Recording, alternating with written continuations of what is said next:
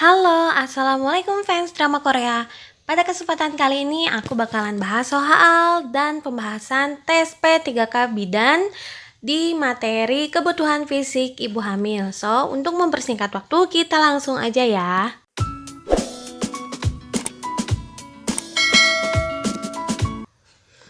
Pertanyaan pertama, seorang perempuan hamil dalam keadaan sehat belanja ke supermarket yang sedang ramai pengunjung. Tiba-tiba merasa pusing dan jatuh pingsan. Hal tersebut kemungkinan disebabkan oleh A. Kurang darah atau anemi sehingga menyebabkan pusing. B. Darah rendah atau tekanan darah rendah sehingga menyebabkan pusing. C. Kurang oksigen karena banyak orang sehingga menyebabkan pusing. D. Kurang gula dalam darah atau hipoglikemia sehingga menyebabkan pusing. E. Aliran darah terganggu sehingga menyebabkan pusing. Jawabannya adalah yang C. Jadi, pada kehamilan itu terjadi perubahan pada sistem respirasi untuk dapat memenuhi kebutuhan oksigennya. Di samping itu, terjadi juga desakan diafragma karena dorongan rahim yang semakin membesar. Dan sebagai kompensasi terjadinya desakan rahim tersebut, maka kebutuhan oksigen ibu hamil tersebut menjadi meningkat dan ibu hamil akan bernafas lebih dalam. Jadi hal ini tuh berhubungan dengan meningkatnya aktivitas paru-paru karena ya selain untuk mencukupi kebutuhan oksigen si ibu, juga harus mencukupi kebutuhan oksigen si janin. Jadi kalau ibu hamil itu kan kadang-kadang suka ngerasa sakit kepala, pusing ketika berada di keramaian. Itu tuh karena disebabkan oleh kekurangannya oksigen. Jadi untuk menghindari hal tersebut, seharusnya tuh ibu hamil menghindari tempat kerumunan yang banyak orang. Dan sekarang kan lagi COVID ya, jadi pastilah ada social distancing. Nah, kejadian ini pasti berkurang banget. Jadi untuk memenuhi kebutuhan oksigen yang meningkat itu supaya si ibu hamil itu melakukan nafas dalam, terus juga dia sering jalan-jalan di pagi hari serta duduk-duduk di tempat pohon-pohon yang rindang pada siang hari. Jadi kan asupan oksigennya banyak. Dan kita masuk ke pertanyaan selanjutnya ya. 2. Seorang perempuan hamil datang periksa. Hasil pengkajian berat badan sebelum hamil 50 kg. Berat badan sekarang 56 kg. Tinggi badan 160. Berapakah IMT ibu hamil tersebut? Buat teman-teman yang udah pernah lihat video aku sebelumnya, aku pernah bahas tentang IMT ibu hamil kan ya. Kalau teman-teman masih ingat, rumusnya itu kan IMT ibu hamil itu sama dengan berapa coba? Berat badan sebelum hamil dibagi tinggi badan kuadrat dalam meter ya, ini tinggi badannya. Berarti berat badan sebelum hamilnya itu 50 kilo. Tinggi badan 1,6 kuadrat sama dengan 50 dibagi berapa coba? 1,6 dikali 1,6 berarti 2,56 sama dengan 50 dibagi 2,56 hasilnya 19,53. Nih, yang ini ya, A. Pertanyaan selanjutnya. Nomor 3, seorang perempuan hamil datang periksa. Hasil pengkajian berat badan sebelum hamil 50 kilo dan berat badan sekarang 56 kg. Tinggi badannya 160 cm. Berapakah kilogram berat badan yang harus bertambah selama kehamilan? Jawabannya adalah A. 12,5 sampai dengan 18 kg, B 11,5 sampai dengan 16 kg, C 7 sampai 11,5 kg, D kurang dari 6 kg, E 6 sampai 18 kg.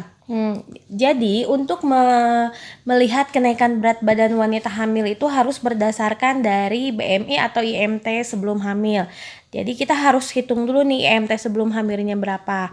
Kita hitung ya, berat badan sebelum hamilnya kan 50, tinggi badannya 1,6 meter kuadrat sama dengan 50 dibagi 2,56. Berarti jawabannya 50 dibagi 2,56 sama dengan 19,53. Nah, kita lihat nih si 19,53 ini berarti dia masuk ke kategori BMI apa?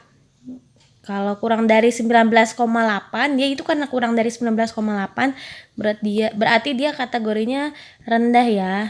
Nah, Nih kita lihat di tabel. Untuk kategori rendah berarti rentan kenaikan berat badan yang dianjurkan selama kehamilan itu adalah 12,5 sampai dengan 18 kg. Berarti jawabannya yang A. Pertanyaan selanjutnya, nomor 4. Seorang perempuan datang periksa menanyakan bagaimanakah posisi tidur yang aman untuk ibu hamil dan bagaimanakah jawaban Anda sebagai seorang bidan? A. Posisi miring ke kanan, B. Posisi miring ke kiri, C. Posisi kepala lebih tinggi, D. Posisi kaki lebih tinggi, E. Posisi kaki lebih rendah dari kepala. Ini gampang ya, berarti cara ini jawabannya posisi miring ke kiri. Kenapa posisi miring ke kiri dan bukannya ke kanan? Soalnya kalau ke kanan itu penting banget. Kenapa? Karena bisa menekan pembuluh darah yang sangat penting. Jadi kalau kita miring ke kanan itu di situ tuh bisa si kantung kehamilan tuh bisa menekan si vena cava. Salah nulisnya. Cava gini ya. Inferior. Jadi di dalam perut tuh ada vena cava inferior dan dia tuh kalau misalnya kegencet atau ketindih sama si kantung kehamilan itu menyebabkan si aliran darah oksigen dari ibu ke janinnya juga jadi terhambat. Jadi ibaratnya tuh kayak selang yang diisi air terus kita injak, otomatis kan si airnya keluarnya nggak optimal. Nah itu juga sama. Jadi ibu hamil tuh dianjurkan untuk posisinya miring ke kiri. Pertanyaan selanjutnya, olahraga yang tidak dianjurkan pada ibu hamil adalah A. Berenang di laut, B. Jalan-jalan, C. Yoga, D. Senam aerobik ringan, E. Bersepeda. Nah ini tuh jawabannya sebenarnya berenang boleh ya, tapi kalau di laut nah ini yang gak boleh. Kalau jalan-jalan pastilah. Yoga juga boleh, senam aerobik ringan boleh. Nah aku tuh ragu antara A sama E, bersepeda. Tapi setelah aku baca-baca ternyata yang gak boleh itu adalah berenang di laut atau di tempat yang aliran airnya deras. Berarti jawabannya yang A.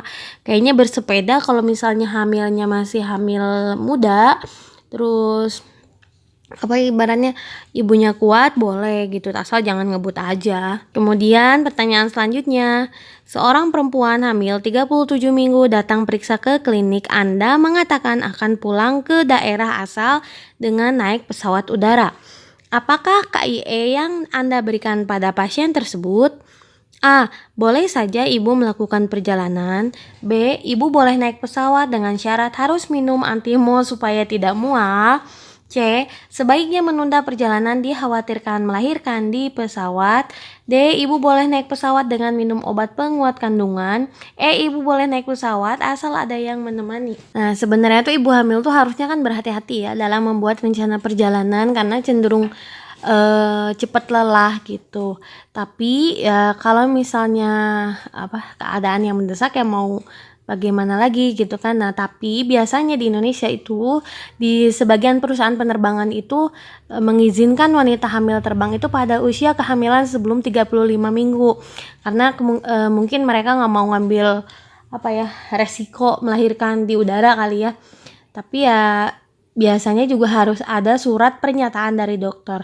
Nah, tapi kalau misalnya keadaan mendesak dan wanita tersebut tetap harus melakukan perjalanan, kita bisa ngasih KIE-nya ya kalau misalnya menempuh perjalanan jauh ya, supaya si ibu tersebut menggerak-gerakkan kaki dan memutar-mutar pergelangan kaki karena duduk dalam waktu yang lama itu biasanya menyebabkan gangguan sirkulasi darah sehingga bisa menyebabkan udim pada kaki. Jadi meskipun di dalam pesawat juga harus ada gerakan-gerakan yang dilakukan sama si ibu tersebut. Gerakin bahu lah, gerakin leher lah, terus tarik nafas panjang sambil mengembangkan dada biar si asupan oksigennya optimal. Kemudian juga ya melemas-lemaskan otot lah. Biasanya juga dan pada saat menggunakan sabuk pengaman sebaiknya itu tidak menekan perut. Jadi ini jawabannya yang mana? Nah jawabannya itu sebenarnya A ya. Ibu boleh saja melakukan perjalanan gitu ya, tapi A gitu ya. Bentar aku bingung juga nih. Sebenarnya boleh-boleh aja sih memang. Bener gak sih? Coba deh teman-teman cek kira-kira jawabannya apa. Kalau menurut aku sih A ya boleh-boleh aja gitu asal ya nggak masalah gitu. Atau yang D ya? Ibu boleh naik pesawat dengan minum obat penguat kandungan. Tapi kan dia udah 37 minggu ya. Maksudnya bukan dikasih obat penguat kali. Ini kalau mau juga dikasih obat anti mules. Ya nggak sih? Yaudah deh, pokoknya antara dua ini deh. Teman-teman evaluasi sendiri kira-kira jawabannya yang mana. Soalnya aku nggak nemu sebenarnya. Bingung, galau. Kita masuk pertanyaan selanjutnya aja ya. Setiap ibu hamil yang diperiksa selalu ditimbang berat badan. Berat badan yang seperti apakah yang mengindikasikan keadaan tidak wajar sehingga perlu dikonsulkan ke dokter? A. Berat badan ibu hamil tidak naik. B. Berat badan ibu hamil turun. C. Berat badan ibu hamil naik berlebihan. D. Berat badan ibu hamil turun setelah trimester kedua. E. Berat badan ibu hamil naik lebih dari 3 kg. Sebenarnya ini jawabannya kayaknya yang tidak naik juga bener ya, bener nggak? Kalau misalnya nggak naik berat badannya dia kita curiga lah, jangan-jangan si ibunya kenapa-napa. Berat badan hamil turun juga bener. Terus ibu hamil hamil naik berlebihan juga iyalah bisa juga. Soalnya takutnya dia malah polihidramion lah atau apalah atau apa ya nggak. Terus ibu hamil turun setelah trimester kedua juga ini bahaya. Karena kan biasanya kalau berat badan ibu hamil tuh di trimester awal ya turunnya karena dia nggak bisa konsumsi makanan karena mual sama muntah. Tapi di trimester kedua itu kan si mual muntahnya tuh udah mulai berkurang tuh. Tapi kalau dia misalnya berat badannya turun juga, ya ini kita harus waspada juga ya. Ya kalau berat badan hamil naik lebih dari 3 kilo sih kataku ini nggak masalah ya. Jadi kemungkinan jawabannya itu antara A, B, C, D. Kira-kira yang mana ya? Semuanya kan bener. Kayaknya sih kalau yang paling bahaya yang D. D aja deh. Mungkin itu. Tapi terserah teman-teman sih. Kira-kira teman-teman seraknya sama yang mana? Jujur ini pertanyaan nomor 7 sama nomor 6 yang tadi itu bikin aku galau. Aku juga ini tuh kayak yang gampang tapi bingung. Oh, aku sih jawabnya D. Ya udahlah, gak apa-apa. Kita masuk ke pertanyaan selanjutnya ya. Nomor 8, ibu hamil trimester 3 sering mengalami obstipasi. Kemungkinan penyebab obstipasi adalah tekanan pada rektum oleh kepala janin. B. Ibu hamil sering mengalami muntah dan kurang makan. C. Ibu hamil kurang makan buah. D. Ibu hamil mengalami peningkatan hormon estrogen. E. Ibu hamil sering mual dan susah makan.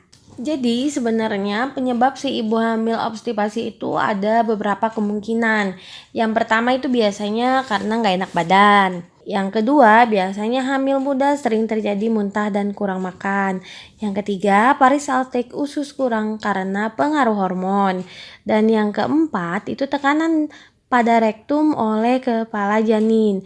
Jadi jawabannya yang nomor 8 bener semua lah. Enggak deh, ini kan pada trimester ketiga ya. Sorry maaf.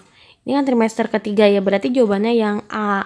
Tekanan pada rektum oleh kepala janin. Pertanyaan nomor 9, ibu hamil pada prinsipnya tidak dilarang melakukan hubungan seksual.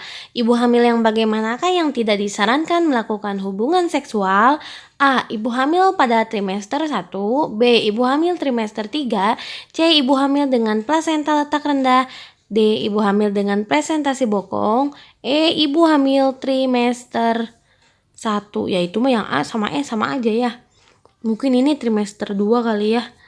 Oke, jawabannya adalah jadi sebenarnya ibu hamil yang tidak disarankan melakukan hubungan seksual itu yang pertama misalnya pada trimester awal apabila ada riwayat dia perdarahan dan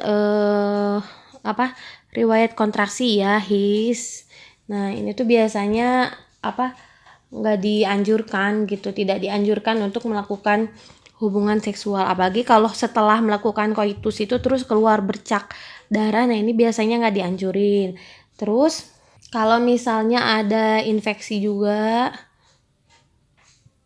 infeksi vagina, nah ini juga sama nggak dianjurin. Kemudian selain itu yang tidak disarankan untuk melakukan hubungan seksual yaitu ini ibu hamil dengan plasenta letak rendah. Kenapa? Karena biasanya setelah berhubungan seksual, setelah koitus itu ibunya itu suka mengalami perdarahan. Ini nggak boleh ya, berarti jawabannya yang C. Karena kan kalau yang A itu ibu hamil trimester 1 aja, nggak ada embel-embelnya. Sedangkan yang nggak boleh itu kan pada trimester 1 itu kalau misalnya ibunya ada riwayat perdarahan, ada kontraksi hebat setelah hubungan, atau misalnya keluar refleks setelah hubungan, ada infeksi vagina dan lain-lain ya. Kalau di sini kan cuma ibu hamil trimester 1, berarti ini bukan. Yang 3 juga bukan, karena trimester ketiga juga tetap bisa melakukan hubungan seksual selama si ibunya nyaman dengan posisi hubungan tersebut gitu. Jadi jawabannya yang C. Kemudian kita ke pertanyaan selanjutnya. Olahraga yang sebaiknya dihindari ibu hamil adalah A. Yoga, B. Berenang, C. Low impact, D. Sit up, E. Jogging. Yang pasti mah sit up, atau nggak boleh ya lagi hamil gimana mau sit up, susah sama perut. Nah oke, mungkin pada kesempatan kali ini cukup 10 nomor dulu ya yang aku bahas, atau kita sharing bareng-bareng sih. Kalian bisa tulis di komen apa lebih dan kurangnya, biar aku semakin semangat untuk terus membuat video-video selanjutnya. Jangan lupa untuk klik like, subscribe, dan komen ya. Terima kasih. Assalamualaikum.